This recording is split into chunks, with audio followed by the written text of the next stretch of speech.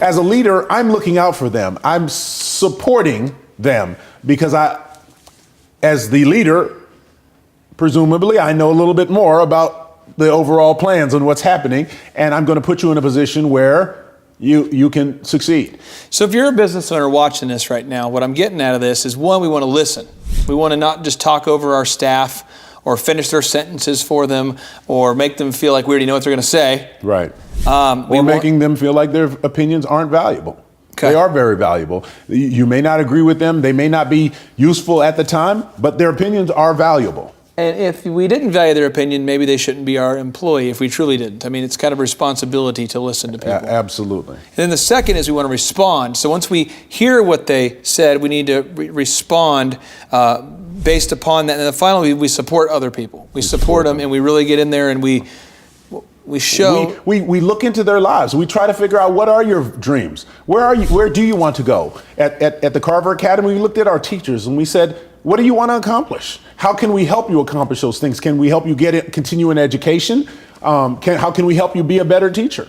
And we try to support them in many different ways. And if they wanted to leave, then we would support them in that. Of course, we wanted them to be there, and especially if we put the training and the time in there, we wanted them to be a part of our organization. But at the same time, my interest is your well-being. Mm-hmm. Now, David, I think this is hearing this, to me, it's more inspiring than ever that anybody can be a great leader. Mm. But I think we have to look in the mirror and ask ourselves, are we a great leader? And if we're not, we need to probably go back to these three principles and make sure that we apply them. Yeah, absolutely.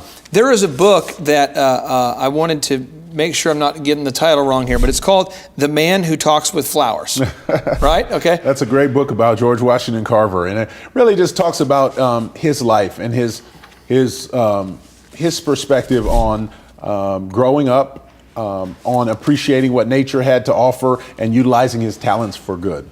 Awesome. Well, Dave, I appreciate you for being a guy who's not only been a great leader on the court, but you've actually grown up a whole a flock, if you will, of leaders. It seems like there's been hundreds and hundreds of kids who've gone to school there now. Yes. How many years has the school been around? 12 years now. And how many kids have gone through? Is there?